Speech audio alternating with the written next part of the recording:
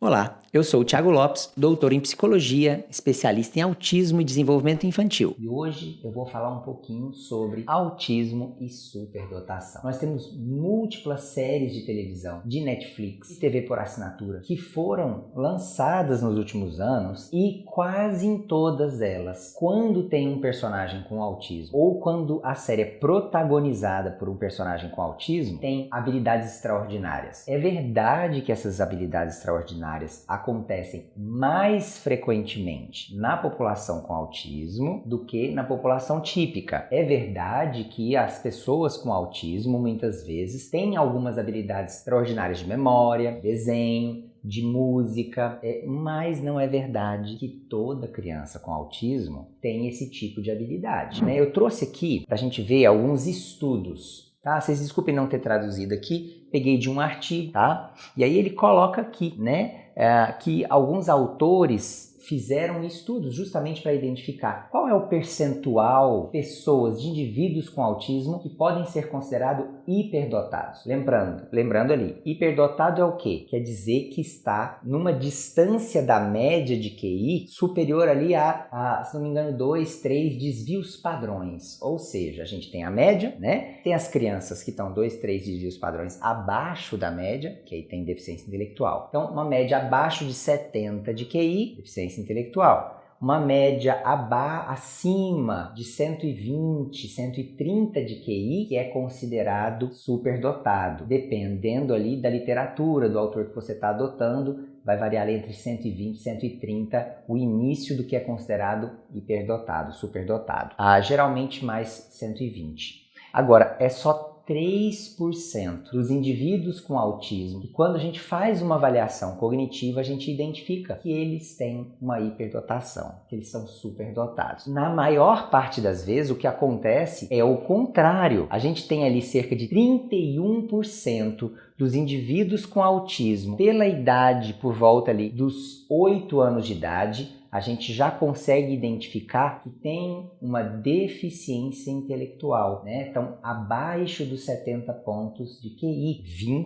31%. Cada 3 crianças com autismo, uma tem uma deficiência intelectual. É bastante, né? 25% tem um atraso significativo, né? Então, ali entre 71% e 85% de QI. Então, bem abaixo da média da população típica, que geralmente vai de 90 a 110, mas ainda não é considerado uma deficiência intelectual, mas tem um atraso cognitivo significativo. E aí 44% das crianças no espectro, aos 8 anos de idade, quando a gente vai avaliar, estão dentro da média cognitiva ou acima, né? Sendo que acima a gente sabe que é só aqueles 3% lá. Então tem muito mais criança com autismo com deficiência intelectual do que realmente com hiperdotação, tá, gente? Tem um artigo muito interessante publicado em 2019 por esses 3 autores na revista Autismo, né? Autism, que é uma revista que tem assim, um impacto significativo, assim, científico muito alto. É uma revista muito difícil de publicar, é uma revista muito vista, muito utilizada como referência e que tem critérios muito elevados para publicar nessa revista. E aqui, gente, eles fizeram um estudo longitudinal, ou seja, eles acompanharam as crianças com autismo ao longo de alguns anos. Então, eles pegaram 2 amostragens, totalizando ali 597 crianças. Então, quase 600 crianças com autismo que eles acompanharam. Foram ali de 2 estudos diferentes e, no geral, nesses 2 estudos, as crianças começaram a ser investigadas e observadas e avaliadas. No início, elas tinham entre 3 e 13 anos e no final do estudo, elas tinham entre 8 e 17 anos. Tá? Então eles acompanharam ali entre 4 e 5 anos, dependendo do grupo que estava sendo avaliado. E passaram esse teste, o WJ3, que é um teste de desempenho, de desenvolvimento acadêmico. Ele avalia, né, habilidades de aritmética básica, de problemas de matemática, de compreensão de texto, de identificação de letras e palavras. Essa população que eles estudaram aqui era só de crianças com autismo e hiperdotação. O que eles queriam saber? Será que essas crianças com autismo hiperdotadas vão, na prática, ter uma performance melhor do que as outras crianças com autismo na escola? E será que na prática elas vão ter uma performance melhor do que as crianças típicas? Porque às vezes ele é hiperdotado, mas isso não se traduz em resultado acadêmico, traduz em nota. não se traduz em aprendizado na escola, que a criança com autismo tem várias outras dificuldades que poderiam estar impedindo esse desenvolvimento. E olha que interessante o que eles encontraram. Aqui, vendo a parte de cálculos, né, as habilidades de cálculo das crianças, eles viram que a média típica é 100. E as crianças começavam ali com superdotação, começavam perto dos 100 pontos e terminavam perto dos 110. Então, ao longo da idade, a capacidade de cálculo desses meninos vai se desenvolvendo, ficando um pouco acima da média das crianças típicas. Agora, com criança que não é hiperdotada e com autismo, já é o contrário. Elas começam ali por volta dos 80 e vai caindo com o tempo, ficando uma distância maior em relação às crianças típicas. A gente percebe aqui que para problemas aplicados de matemática, que já exigem uma certa interpretação do texto, do problema, compreensão do problema matemático, a gente vê que as crianças com superdotação e autismo estão um pouco abaixo das crianças típicas, quando estão ali por volta dos 4 anos, mas que quando vão chegando perto dos 16, vão conseguindo ficar mais ou menos na média das crianças típicas. Agora, olha só que interessante, essas crianças têm uma média de coeficiente intelectual, uma média cognitiva, superior à média das crianças típicas. Mas quando ela tem que traduzir essa capacidade cognitiva em resolução de problemas matemáticos, mesmo ele tendo uma cognição acima da média, ele continua na média das crianças típicas. Então, não se traduz integralmente essa hiperdotação em capacidade funcional de resolver esses problemas no dia a dia, de matemática, por exemplo. Agora, para as crianças que têm autismo e não são superdotadas, geralmente, olha só, vai caindo, já tem uma diferença muito grande aqui em relação às crianças típicas, que geralmente a pontuação está na média de 100, e vai caindo com o tempo, ao longo do tempo vai caindo ainda mais, vai aumentando ainda mais a diferença entre as crianças com autismo sem hiperdotação e as crianças típicas. O mesmo a gente acha aqui, compreensão de textos. Veja só, uma criança com autismo, mas hiperdotada, tem coeficiente intelectual ali 120 ou mais. Quando eu vou olhar a interpretação de texto, ele está um pouco abaixo da média das crianças típicas, tá? Então, é difícil para ele traduzir esse coeficiente intelectual em capacidade de interpretação de texto. Melhora um pouquinho com a idade, chega muito perto da média de crianças típicas por volta dos 16 anos, quando com as crianças com autismo sem hiperdotação, essa tendência é de ir aumentando ainda mais a distância em relação às crianças típicas, ou seja, ficando cada vez mais atrasado quando comparado com a criança típica. E quando eu vou olhar identificação de letras e palavras, aí eu vejo, aos 4 anos, a capacidade de identificação de letras e palavras, a gente vê que tem muita hiperlexia, muita capacidade de ler e de identificar palavras precocemente em crianças com autismo e superdotação. Então a gente vê aqui, os hiperdotados, estão por volta dos 4 anos, muito acima da média das crianças típicas aqui, E mesmo as crianças com autismo não hiperdotadas estão na média das crianças típicas em capacidade de identificar letras e palavras aos 4 anos de idade. Mas isso que é muito exagerado aos 4 anos vai ficando uma coisa mais dentro da média ali. Continua um pouco acima do que a gente tem na população de pessoas típicas, né? Para as crianças com hiperdotação e fica abaixo da média para as crianças com autismo sem hiperdotação. Veja só, quando eu tenho uma tarefa mais simples de identificar letras e palavras, essa habilidade cognitiva se traduz mais no autismo, porque são atividades mais simples. Agora, quando eu estou aqui exigindo interpretação de texto, resolução de problemas de matemática, cálculos matemáticos, essa capacidade cognitiva extraordinária, acima da média, não necessariamente se traduz em capacidade funcional, não se traduz necessariamente em resultados acadêmicos.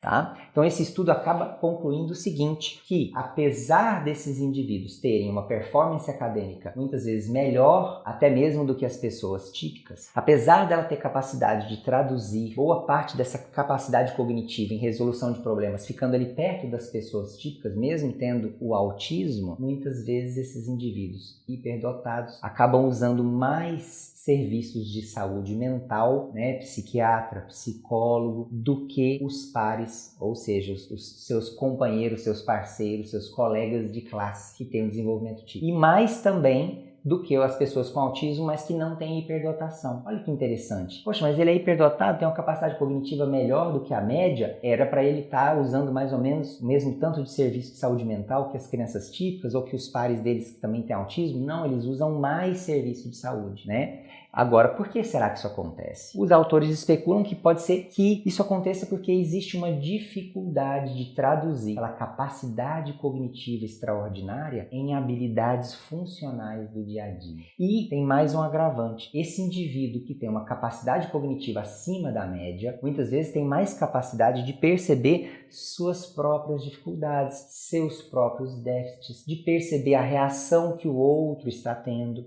Tem muitas vezes mais interesse em socialização e acaba percebendo cognitivamente que ele não consegue interagir, não consegue sustentar uma interação, não consegue sustentar uma amizade, às vezes sem saber por quê. Então essa capacidade cognitiva não necessariamente se traduz em habilidade social e funcional, tá, gente? Agora, por que isso é importante? Para a gente lembrar o seguinte: nossa, mas ele é extraordinário, ele é inteligente, então ele não precisa de tratamento. Não, ele é extraordinário, ele é inteligente, então ele precisa só de 2 horas por semana. Gente, criança ter autismo e hiperdotação não necessariamente se traduz, quase nunca se traduz sozinho, em habilidade social, em compreensão de regra social sutil, em teoria da mente. Você tem pessoas extraordinárias, com uma capacidade extraordinária cognitiva, mas que não conseguem entender se a pessoa gosta dele, se não gosta dele, se está achando interessante o assunto, se não está, não consegue perceber se está sendo enganado, se não está sendo enganado, se uma menina está afim, se um cara está afim dele ou dela. Entende? Então, assim, isso causa dificuldades no dia a dia, podem gerar transtornos de saúde mental, que podem gerar dificuldades de saúde mental para aquele indivíduo com autismo. Mesmo ele tendo essa capacidade cognitiva extraordinária, ele vai muitas vezes viver dificuldades. Então, gente, precisa sim ajudar a pôr a cerejinha no bolo, ajudar a interagir melhor, a compreender melhor interações sociais sutis, tá? Então, o indicado é: vamos ajudar esse indivíduo a desenvolver outras habilidades. Eu vejo muitas pessoas em diferentes clínicas, quando tem crianças com essas capacidades cognitivas muito altas, elas acabam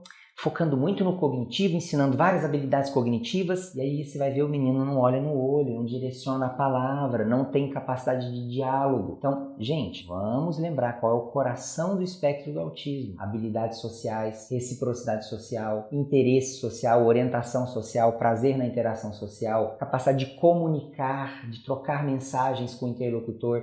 Tudo isso tem que estar no eixo central do que a gente trabalha com essas crianças, sendo elas hiperdotadas ou não. Agora, tem um livro que eu gostaria de indicar, eu não achei ele traduzido em português, é um livro que fala especificamente de adaptar o ensino para crianças com autismo tenham também superdotação, tá? Então, ele coloca aqui: explorando a hiperdotação e o autismo, um estudo de um programa de educação diferencial para crianças com autismo e hiperdotadas. Olha que interessante. Então aqui, gente, ele fala quais são as dificuldades dessas crianças que são savant, né, que são os sábios. E aqui ele já não fala só da hiperdotação, ele fala também de crianças com autismo e hiperabilidades, porque às vezes ele tem algumas hiperabilidades, mas não necessariamente tem uma capacidade cognitiva acima da média, não necessariamente ele é hiperdotado. Hiperdotado é a capacidade cognitiva global acima da média. Savant, né, que é esse com habilidades extraordinárias, ele pode ter 1, 2 habilidades extraordinárias, mas não necessariamente é hiperdotado. Mas aqui, esse livro ajuda a gente a identificar formas de aproveitar essas habilidades extraordinárias no ensino e no desenvolvimento dessas crianças com autismo. Eu achei a literatura muito interessante, é um livro bastante completo, com exemplos práticos, com estratégias para poder adaptar aí para a criança. Só achei em inglês, às vezes um Google Translator ajuda, tá bom? Eu espero que tenha ajudado vocês a refletir um pouquinho sobre essa questão da hiperdotação. Não é necessariamente um problema, né? A gente viu aqui que traz benefícios, que traz mais facilidade de aprendizado, de desenvolvimento acadêmico, mas a gente não pode negligenciar que nem sempre essa capacidade cognitiva se traduz em habilidade funcional e social, tá bom? Eu espero que tenha ajudado vocês um pouco nessa reflexão, possa ajudar você com as suas crianças, seja você pai ou profissional. Então se inscreva aqui no canal para você continuar recebendo nossos vídeos, deixa o like, faz seus comentários sobre o que mais você gostaria de ouvir falar aqui. Você conhece crianças com habilidades extraordinárias? Seu filho tem alguma habilidade acima da média? Qual é essa habilidade que ele tem? Deixe o seu comentário para a gente conhecer um pouquinho mais sobre você e sua criança. Muito obrigado pela sua participação e a gente se vê no próximo vídeo.